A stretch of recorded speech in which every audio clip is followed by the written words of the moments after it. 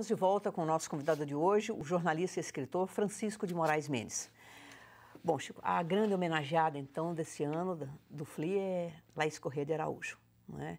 Uma poeta que já merecia, né, estar sendo homenageada há muito tempo, não é? Essa homenagem é mais do que justa pela qualidade literária que ela alcançou no exercício da sua profissão, né? Falar um pouquinho da Laís, porque é muita coisa, né? Ela foi muita coisa, então a gente tem que se restringir ao máximo, né? Aqui na apresentação desse livro, que é o Inventário, são 50 anos de poesia.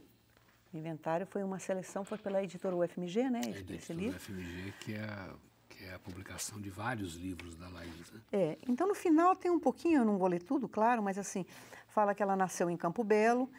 Ela estudou, inclusive, aos 15 anos, uma coisa que me chamou a atenção, ela entrou para Línguas Neolatinas da UFMG, né, se formou muito cedo, e também se licenciou em Filosofia pela Universidade Católica. Então, ela foi poeta, ensaísta, crônica e tradutora, considerada pela crítica uma das principais figuras femininas da poesia brasileira contemporânea hoje, né? Então, a Laís, você podia falar um pouquinho mais, ela teve uma rica... É uma experiência de intelectual muito interessante, né? Pensando que mesmo nos anos 50 não era muito comum as mulheres se dedicarem tanto se dedicarem exclusivamente a uma atividade intelectual, né? E nesse ponto a Laís ela vem rompendo com alguns paradigmas daquela época, e na poesia dela fica muito nítido isso, né? Eu estava lendo há pouco tempo, andei lendo as crônicas do chamado Roda Gigante, uma série que ela publicava. Ela publicou no suplemento literário, logo no início do suplemento. E era muito interessante observar como que era vasto o campo de interesses da Laís. Então ela está escrevendo, por exemplo, sobre Gilberto Freire, já pegando o declínio da obra do Gilberto Freire, porque a obra estava sendo questionada por outros autores, mas ela assinalando a importância do pioneirismo dele nos estudos que ele fez no Brasil. E ela trata dos poetas, dos escritores daquela época, então ela tinha uma antena muito aguçada, um olhar muito aguçado para o que se produzia no momento. E ela tinha uma correspondência, mantinha uma correspondência também com alguns autores. Teve uma correspondência com Murilo Mendes, e depois ela faz um ensaio, né, que é um ensaio, parece primoroso, sobre a obra do Murilo Mendes, né? O Murilo Mendes ficou muito emocionado quando quando recebeu esse trabalho da Laís. Então, assim, uma pessoa com uma capacidade muito grande de trabalho. E uma intelectual muito refinada, ela é uma poeta, mas muito refinada intelectualmente. Tradutora, ela é a primeira tradutora, por exemplo, acho de Roland Barthes para o português, de Júlio Cortázar, ou seja, tinha uma percepção muito aguçada mesmo da época, e isso significa dedicação, né? Você não chega a isso por acaso, isso é dedicação, envolvimento, leitura. Então, acho que Laís é mais do que merecedora de uma homenagem, não é que ela seja desconhecida, eu acho que as pessoas conhecem a Laís. Laís é valorizada, mas o que se busca é que isso tenha um alcance maior, né? Vocês afirmaram em algum momento que ela era uma escolha estética, ética e política. Você podia explicar cada um? Isso é a justificação, escolha ética. É uma justificação que a Adriane nos apresentou, né? Diz que a escolha seria ética por fazer jus a uma obra que é feita com dedicação, estética por fazer jus a uma obra que é feita com dedicação, com esse rigor. Ela é política porque é a forma de homenagear uma mulher, então tem esse aspecto, sim, e ela é ética. Eu vou esquecer a razão aqui, olha que lamentável. Mas, assim, e o gesto político, né, de você. De todo modo, assim, essa questão do rigor estético e da ação política da própria Laís na trajetória dela, né? Tem poemas aqui que falam disso, assim. Porque o gesto político da Laís, ela se dá muito pela própria poesia. Pela própria poesia, exatamente. E sem ser... sem ser panfletária. Não é a poesia panfletária, mantendo sempre esse rigor, né?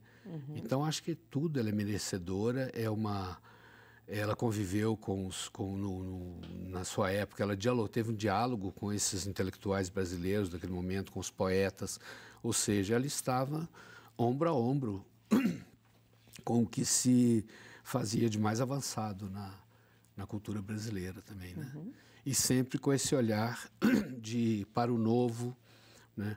Ela é apresentadora do primeiro livro do Luiz Vilela, que era um jovem de 24 anos de idade. Laís faz a apresentação do livro. Você veja só a percepção acurada dela para aquele tipo de obra que o Vilela, que é aquela escrita enxuta, aqueles diálogos maravilhosos dele, né? Ela é a incentivadora do Adão Ventura, né? Quer dizer, ela estava sempre também estimulando os jovens que estavam surgindo, né? Então era uma pessoa que, ao mesmo tempo que ela era rigorosa como crítica, ela estimulava as pessoas a produzir. Então, acho que tudo isso faz nos dá o acerto da nossa escolha, sabe? Porque o primeiro foi Carlos Drummond de Andrade. Foi. Carlos Drummond de Andrade foi homenageado no primeiro Festival Literário Internacional.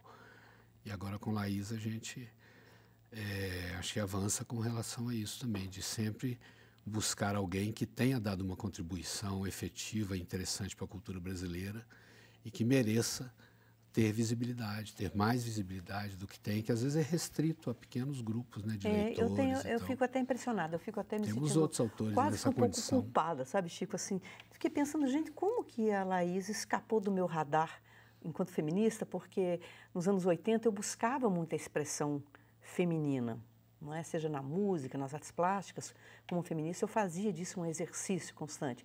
Mas a Laís, naquele momento, escapou. Ela me escapou.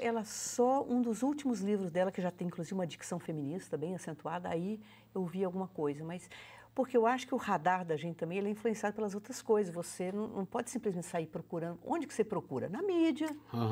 Aí, se a pessoa não está lá, se não estiver naquele momento ali, pode escapar. Não é? Por mais, você vai procurar Aliás, onde? ela tem um poema ótimo sobre a mídia. Nós vamos mostrar, né? Vamos fazer um pequeno sarau aqui, embora alertar os nossos telespectadores que nós não somos bons leitores de poesia, né, Chico? Mas é tentar apresentar um pouquinho, né, da poesia dela. Eu vou ler primeiro esse Carta, que é do primeiro livro, Caderno e Poesia, que é de 1951. Eu gosto muito do primeiro livro dela. Porque às vezes a crítica também sobrevaloriza a parte mais experimental, a parte mais despojada, depurada, e ali ainda tem um tom romântico, alguma coisa lírica. Romântica não, lírica. Mas eu gosto muito mesmo do Caderno de Poesia. Então, Carta. Quisera escrever-lhe com uma letrinha redonda e bonita de aluna de escola normal. Ia dizendo que sinto saudades, mas não é bem isso. O que sinto é uma agonia dolorosa, porque a gente sabe que não dá para matar. Ia dizendo que o amo, mas é assim que se entrega uma vida? Ia terminando com um eternamente sua. Mas quem sabe se você me quererá para sempre, né? Aí você podia ler o Adeus, que é na página 30. É assim que eu te digo adeus, como uma menina que mora na beira da estrada e abana a mão para o trem.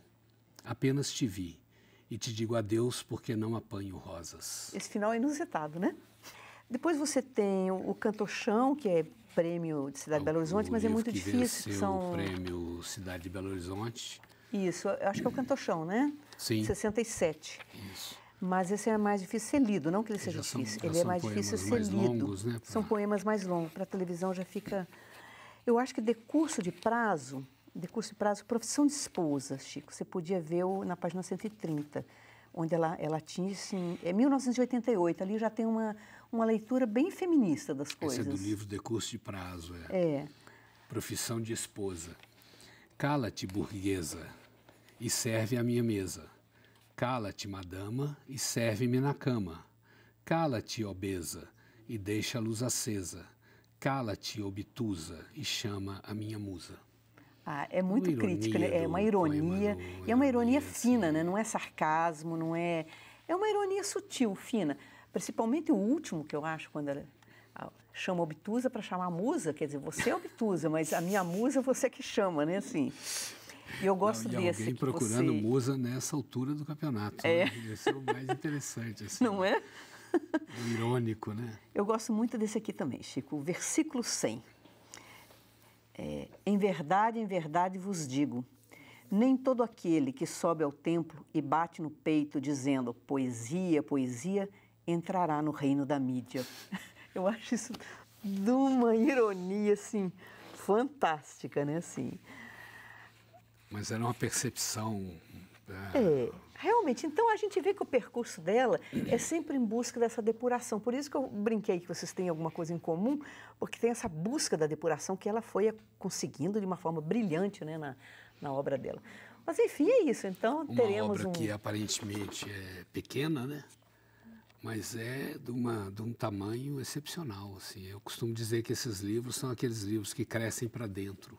À medida que você vai lendo, você vai percebendo como é grande, por causa disso, por causa do rigor, por causa da competência, do talento e do trabalho, né? A pessoa isso mesmo, tem, isso né? É uma poeta maravilhosa. Então, assim, acho que Laís realmente é totalmente merecedora dessa homenagem. Então, nós deixamos aqui o convite, a feira vai ser, o festival... O Festival de Literatura agora de 14 a 17 de setembro, no Centro de Referência da Juventude, ali na Praça da Estação.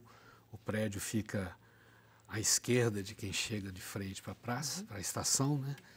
E durante esses 4 dias, assim, aquilo ali vai estar vivendo literatura, as palavras vão estar saindo por todos os lados, vão chegar até as nuvens. Isso, um espaço de inteligência, sensibilidade, né? Então, assim, todos os cidadãos de Belo Horizonte estão convidados a participar dessa grande festa, né? Eu acho que vai ser realmente mais uma vitória da cidade, da cidade de Belo Horizonte. Isso.